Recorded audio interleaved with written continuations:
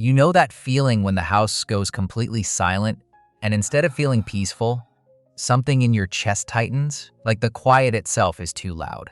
So you grab your phone, you put on a show you've already seen, you don't even watch it. You just need something playing. And the second that background hum fills the room, your shoulders drop half an inch and you can finally think. You're not broken. You're not avoiding your life. Your brain is just wired in a very specific, very well-documented way.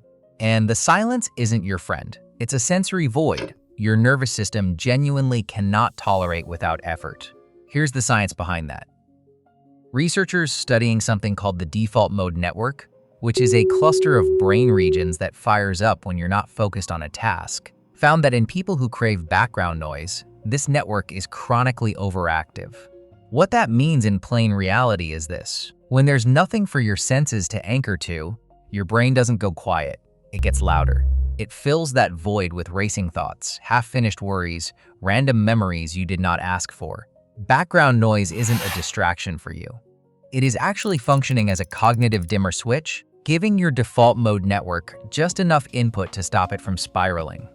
A study from the University of Illinois found that ambient noise at roughly 70 decibels, think a coffee shop hum or a low television murmur, measurably boosted creative performance compared to silence.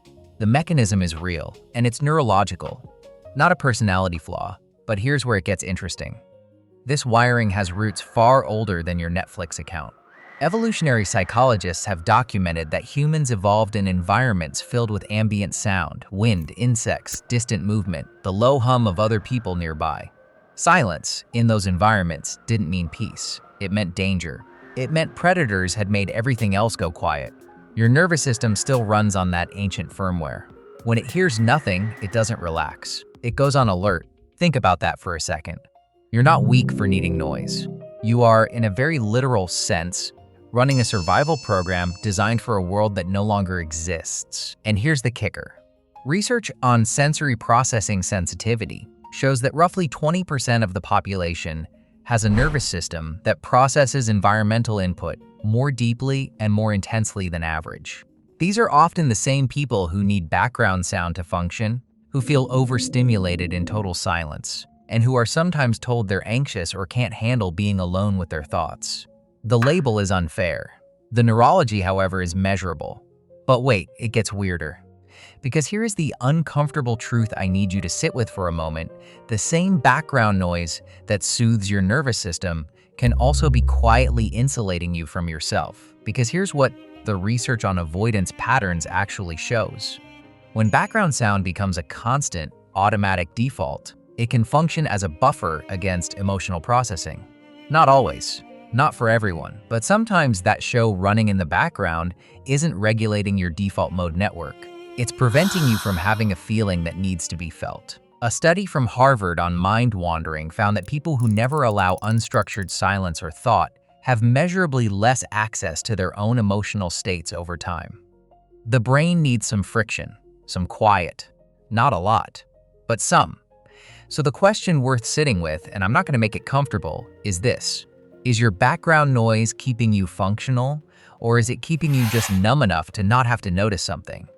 Let that sit, because here's the truth after that. Whatever the answer is, this wiring developed for a reason. It protected you at some point. It helped you cope, focus, exist in a world that felt too sharp or too still or too loud in its own way. It served you, and you are allowed to be someone who needs a little sonic texture in their environment without pathologizing yourself for it. You're allowed to put on the show. You're allowed to keep the music low. You're just also allowed to know why, and to check in with yourself occasionally about what the silence might be trying to say. If this kind of research hits differently for you, subscribing to this channel directly supports independent psychology content that doesn't answer to an algorithm or a sponsor. And if you want to see how deep this wiring actually goes, click the next video where we break down the psychology of people who feel deeply uncomfortable being watched, even in totally safe situations.